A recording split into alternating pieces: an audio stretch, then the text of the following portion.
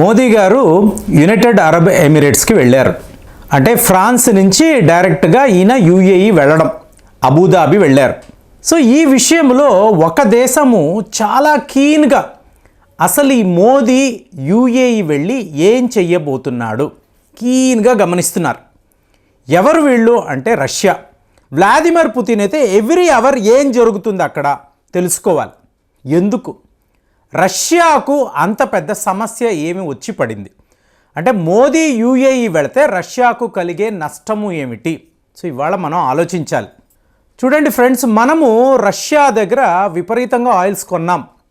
కొంటున్నప్పుడు మనం ఏం మాట్లాడామంటే ఎలాగో నీకు నాకు మధ్య అమెరికన్ డాలర్ అనబడే ప్రక్రియ లేదు. అంటే అమెరికా వాడు రష్యా మీద శాంక్షన్స్ విధించి ఉండడంతో మీరు రష్యాకు అమెరికన్ డాలర్ ద్వారా మీరు పేమెంట్ చెయ్యలేరు. మరి దీనికి ఏమిటి మార్గము అంటే మనము ఏం చెప్పామంటే ఇండియన్ రూపీని మనము ఒక గ్లోబల్ కరెన్సీగా మార్చాలనే ప్రయత్నాల్లో ఉన్నాం. ఇది జరిగే పనేనా అంటే ఇవాళ మీరు ఇనిషియేటివ్ చెయ్యాలండి. ఏ ఒక పనిలో అయినా మీరు సక్సెస్ సాధించాలంటే ఇవాళే దానికి కావలసిన ఆ కార్యాచరణ అనేది మొదలు పెట్టాలి. అలాగ మనం ఏమంటున్నాము, ఇండియన్ రూపీ అనేది ఒక గ్లోబల్ కరెన్సీ. చూడండి ఇది ఎలా వర్కౌట్ అయింది. ఇలా నరేంద్ర మోదీ గారు ఫ్రాన్స్ వెళ్ళారు. ఫ్రాన్స్కి వెళ్ళిన తర్వాత ఫ్రాన్స్ యొక్క అత్యుత్తమమైన అవార్డు ఈయనకి ఇచ్చారు. దాంతోపాటు మీరు గమనించారో అనుకోండి, యూనిఫైడ్ పేమెంట్ ఇంటర్ఫేస్ యూపీఐ దీనిని ఈయన ఇవాళ ఫ్రాన్స్లో లాంచ్ చేసేసి వచ్చారు. అంటే భారతీయులు ఎవరైనా కూడా ఫ్రాన్స్ వెళితే అక్కడ ఇప్పుడు మనం ఇండియాలో ఏం చేస్తున్నామో ఈ యూపీఐ పేమెంట్ అనేది ఎలాగైతే చేస్తున్నామో అలాగే ఫ్రాన్స్లో కూడా చెయ్యవచ్చు. అంటే ఏంటి, మన కరెన్సీ ఫ్రాన్స్ దాకా వెళ్ళింది, యూరోప్ దాకా వెళ్ళింది. ఇలాగ మీరు చిన్న చిన్న విజయాలు ఫైనల్గా ఇండియన్ రూపీని మీరు గ్లోబల్ కరెన్సీగా చూడవచ్చు. సో ఇప్పుడు ఈయన యూఏఈ వచ్చిన తరువాత ఈయన ఏం మాట్లాడుతున్నాడు, పెట్రో రూపీ అంటున్నాడు. అంటే భారత్కి రష్యాకు మధ్య వచ్చిన చిక్కు తేడా ఏమిటంటే ఇదే. ఇందులో పుతిన్ తప్పుందా రష్యా తప్పుందా అని మనం మాట్లాడడం లేదండి. మనము అమెరికన్ డాలర్ని వాడము. అలాగే మనం ఏం చెప్పామంటే మా రూపీని నువ్వు యాక్సెప్ట్ చెయ్యి అని చెప్పి రష్యాకు చెప్పాము.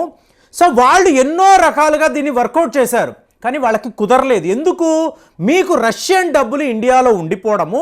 సో దీన్ని మనం రూపీ ట్రాన్సాక్షన్గా చేసేటప్పుడు మధ్యలో నెంబర్ ఆఫ్ ప్రాబ్లమ్స్. ఇప్పుడు రష్యా పరిస్థితి ఏంటి, ఇమీడియట్గా వాళ్ళకి డబ్బు కావాలి, కరెన్సీ కావాలి. ఎందుకు అంటే అక్కడ ఒక యుద్ధం జరుగుతుంది. వ్లాదిమిర్ పుతిన్ తన సైనికులకు జీతాలు ఇవ్వాలి, ఆయుధాలు ప్రొడక్షన్ కోసం డబ్బులు ఖర్చు పెట్టాలి. ఇప్పుడు ఇండియన్ రూపీ ఇన్ని విధాలా దాటుకుంటూ రూబుల్లోకి కన్వర్ట్ అవ్వాలంటే అంత ఈజీ కాదు. దాంతో ఏమైంది, రష్యా వాళ్ళు మేము ఈ పని ఇప్పుడు చెయ్యలేము, మాకు ఒక 2-3 ఏళ్ళు టైం ఇవ్వండి, అప్పుడు రూపీ రూబుల్ అనబడే ఈ ట్రాన్సాక్షన్ వర్కౌట్ చేస్తాము, ఇప్పుడు మాకు డబ్బు కావాలి కాబట్టి చైనా యొక్క యువాన్ ఉంది చూసారా, యువాన్ రూపంలో మాకు పేమెంట్ చేయండి అంటే నరేంద్ర మోదీ క్లియర్గా చైనా వాడి కరెన్సీ పెట్టుకొని మేము మీకు పేమెంట్ చెయ్యలేము క్లియర్గా చెప్పేశాడు. చైనా డబ్బు మేమైతే వాడము. ఆల్రెడీ 2-3 ట్రాన్సాక్షన్స్లో యువాన్ అనబడే చైనా కరెన్సీని వాడాం, కానీ మోదీ క్లియర్ అనమాట, నథింగ్ డూయింగ్, మేమైతే చైనా కరెన్సీ వాడం. దాంతో రష్యా వాళ్ళకి చాలా పెద్ద ప్రాబ్లం. సరే రష్యా వాళ్ళకే ప్రాబ్లం అంటే ఇండియాకు కూడా ప్రాబ్లమే కదండి. ఇండియా రష్యా దగ్గర ఆయిల్స్ కొనాలి కదా.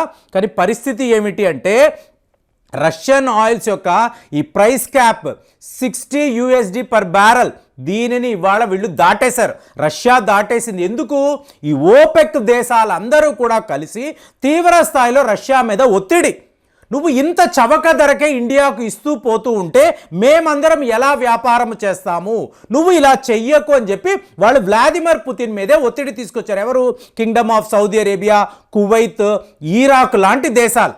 దాంతో ఈ మోదీ బాగా ఆలోచించాడు, ఇట్లా కాదు, ఇదంతా కాదు, నేను ఇంకొక మాస్టర్ ప్లాన్ వేస్తాను. నేరుగా ఈయన యూఏఈ వెళ్ళాడు. వెళ్ళి నీకు నాకు మధ్య ఏంటి, ఇండియాకు యూఏఈకి మధ్య ఫ్రీ ట్రేడ్ అగ్రిమెంట్ ఉంది. అంటే రేపు ఇండియాకు సంబంధించిన ఒక అగ్రికల్చర్ ప్రోడక్ట్ అనండి, టెక్స్టైల్స్ అనండి, లేదా మందులు అనండి, ఇలా మిషనరీ అనండి, దేని మీదైనా కూడా మీకు డ్యూటీ ఫ్రీ ట్రాన్సాక్షన్స్ అనేవి జరుగుతాయి. ఎందుకు, ఫ్రీ ట్రేడ్ అగ్రిమెంట్ ఉంది. సో దాంతో మనకి ఇవాళ యూఏఈతో వ్యాపారము పెంచుకుంటే ఆయిల్స్ కూడా యూఏఈతో మీరు కొన్నారనుకోండి, ఏం జరుగుతుందండి? మీరు శుభ్రంగా పెట్రోల్ రూపీని వాడవచ్చు. ఇవాళ కూడా మీరు చూసారనుకోండి, యూఏఈ దగ్గర మనం ఆయిల్స్ కొంటాము, రష్యా దగ్గర కొంటాము, kingdom of Saudi Arabia, Iraq, UAE దగ్గర కూడా కొంటాం. కొంటున్నప్పుడు మనం అమెరికన్ డాలర్సే పే చేస్తున్నాం. ఇవాళ డీడాలరైజేషన్ ప్రాసెస్ చేయాలని ఇండియా పట్టుబట్టి కూర్చొని ఉంది. డాలర్లో పేమెంట్ చేస్తే మేము నష్టపోతున్నాం, కాబట్టి ఇక మీదట ఈ డాలర్స్ వాడం. మరి ఎలాగా అంటే పెట్రోల్ రూపీ ద్వారానే నేను నీకు పేమెంట్ చేస్తాను. యూఏఈ వాళ్ళు కూడా వెంటనే ఎస్ బాస్ అని అనే పరిస్థితి వాళ్ళకు ఉంది. ఎందుకు? యూఏఈ ఇవాళ వ్యాపారం చేయాలనుకోండి, వాళ్ళకి ఇండియా ఒక హాట్ డెస్టినేషన్. ఇండియాలో పెట్టుబడులు పెడితే మంచి లాభాలు అని చెప్పి యూఏఈకి ఎప్పుడో తెలుసు.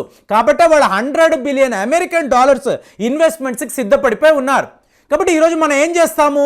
యూఏఈ దగ్గర ఆయిల్స్ కొంటాము, పెట్రోల్ రూపీ అని చెప్పి మన కరెన్సీని వాళ్ళకి పేమెంట్గా చేస్తాము. వాళ్ళు ఏం చేస్తారు? ఆ డబ్బుతో మళ్ళీ ఇండియాలోనే ఇన్వెస్ట్మెంట్ చేస్తారు. మొన్నటికి మొన్న 10 బిలియన్ అమెరికన్ డాలర్స్ యూఏఈ నుంచి ఇండియాలో ఇన్వెస్ట్మెంట్స్గా వచ్చాయి. సో ఇది మనకి బాగుంది కదా. ఇప్పుడు యూఏఈ పని ఎందుకు చేస్తుంది? రష్యాకు వ్యతిరేకంగా ఎందుకు అంటే, యూఏఈ మీద వెస్టర్న్ కంట్రీస్ తీవ్ర స్థాయిలో ఒత్తిడి చేస్తున్నారండి. ఇండియా ఏం చేసింది? ఒక సందర్భంలో నేను నీకు దిర్హాం రూపాయన పేమెంట్ చేస్తాను, నువ్వు రష్యా వాళ్ళకి ఇచ్చుకోనంటే వాళ్ళు ఒప్పుకున్నారు.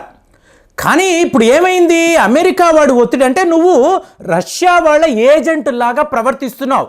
భారత్ ఏమో వాళ్ళు రూపీస్ నీకు ఇస్తారు, నువ్వు దీన్ని దిర్హాంలో కన్వర్ట్ చేస్తావు, ఈ పేమెంట్ని రష్యా వాళ్ళకి ఇస్తున్నావు, ఇలాగ నువ్వు వార్ ఫండింగ్ చేస్తున్నావు, ఇది కరెక్ట్ కాదని చెప్పి యూఏఈ మీద కూడా చాలా పెద్ద లెవెల్లో ఒత్తిడి ఉంది. ఇంకా చెప్పాలంటే యూఏఈని వీళ్ళు ఫైనాన్షియల్ యాక్షన్ టాస్క్ ఫోర్స్లో గ్రే లిస్ట్లో పెట్టారు. రేపు ఇది బ్లాక్ లిస్ట్ కూడా అవ్వచ్చు. అప్పుడు ఇండియాకు కూడా సమస్య. కాబట్టి ఈ ప్రాసెస్ అంతా వద్దురా, రష్యా వాళ్ళు నాకు తక్కువకి ఇస్తే, చవక ధరకిస్తే, ఇవాళ ఉరల్స్ ఆయిల్స్ కూడా రేట్లు పెరిగాయి. కాబట్టి ఇండియా ఫర్దర్గా రష్యా దగ్గర కొనడాన్ని తగ్గిస్తారు లేదా టోటల్గా ఆపేస్తారు. అలాంటి సందర్భంలో యూఏఈతో మనము ఇప్పుడు ఈ కొత్త రకమైన బైలాటరల్ ట్రేడ్ చేసి మనము పెట్రోల్ రూపీనే పే చేస్తాము అంటే వాళ్ళు కూడా ఒప్పుకుంటే దగ్గరలో ఉండే దేశం అండి. రష్యా నుంచి ట్రాన్స్పోర్టేషన్ ఖర్చులు అనేవి ఆల్మోస్ట్ మిగిలిపోతాయి. మీకు తెలుసో తెలియదో ఏషియన్ ప్రీమియం అంటారు. ఏషియన్ ప్రీమియం అంటే ఏంటి? ఇండియా, చైనా, జపాన్, ఆసియా ఖండాల్లో ఉండే చిన్న చిన్న దేశాలు. ఇక్కడికి యూఏఈ నుంచి మీకు ఆయిల్స్ వెళ్ళాలి అంటే మీకు ధరలు చాలా ఎక్కువ. అదే ఐరోపా ఖండానికి మీకు ధరలు చాలా తక్కువ. ఎందుకు? పక్కన ఉండే పొరుగు దేశాలు కాబట్టి ట్రాన్స్పోర్టేషన్ చాలా ఈజీ, కాబట్టి రేట్లు ఎక్కువ పెట్టి వాడు అమ్మాడు. అదే యూరోప్ అంటే దూరము కాబట్టి వాడు ధరలు తగ్గించాడు. సేమ్ థింగ్ రష్యా వాళ్ళు మనకి ధరలు తగ్గించి డిస్కౌంటెడ్ ఆయిల్సే ఇచ్చారు. ఇదే పనే యూఏఈ వాడు కూడా చేస్తాడు. ఇవాళ ఈ ఏషియా ప్రీమియం అనబడే ప్రక్రియను వీళ్ళు తీసేస్తున్నారు. అంటే ఇండియాకు కూడా యూఏఈ చవక ధరకే ఆయిల్స్ ఇవ్వాలి, ఎందుకంటే వాళ్ళకి మనకి మధ్య ఎఫ్టీఏ ఉంది. సో ఇన్ని రకాల మీరు చూసారనుకోండి, మోదీ గారు నేరుగా అబుదాబి వెళ్ళడము, అక్కడ ఉండే ఆ ప్రభుత్వ పాలకులను కలవడము, ఇలాగ పెట్రోల్ రూపీ ద్వారా మనము వ్యాపారము చేద్దాము, ఎంతైనా కూడా సరే మేము ఇండియన్ రూపీ ద్వారా నీకు పేమెంట్ చేస్తామంటే వాళ్ళు కూడా ఆల్మోస్ట్ ఒప్పుకొని సంతకాల్లో సైన్ చేశారనుకోండి, ఇది ఒక బంపర్ ఆఫర్ లాగా ఇండియాకు ఉంటుంది, ఒక జాక్పాట్ కొట్టినట్టు ఉంటుంది. ఎందుకంటే యూఏఈకి ఇండియాకు మధ్య ట్రేడ్ డెఫిసిట్ కూడా పెద్దగా ఉండదు, ఆల్మోస్ట్ సమానంగానే ఎక్స్పోర్ట్స్ ఇంపోర్ట్స్ ఉంటాయి. ఇలాగా యూఏఈ మన యొక్క ఐడియల్ పార్ట్నర్ అని చెప్పి ఇవాళ అందరూ మాట్లాడుకుంటున్నారు. మరి ఇలాంటి ఒక డెవలప్మెంట్ని మీరు ఎలా చూస్తున్నారు? అసలు మీ అనాలిసిస్ ఎలా ఉందో తెలియజేయండి. మళ్ళీ వచ్చే వీడియోలో కలుద్దాం. జై హింద్.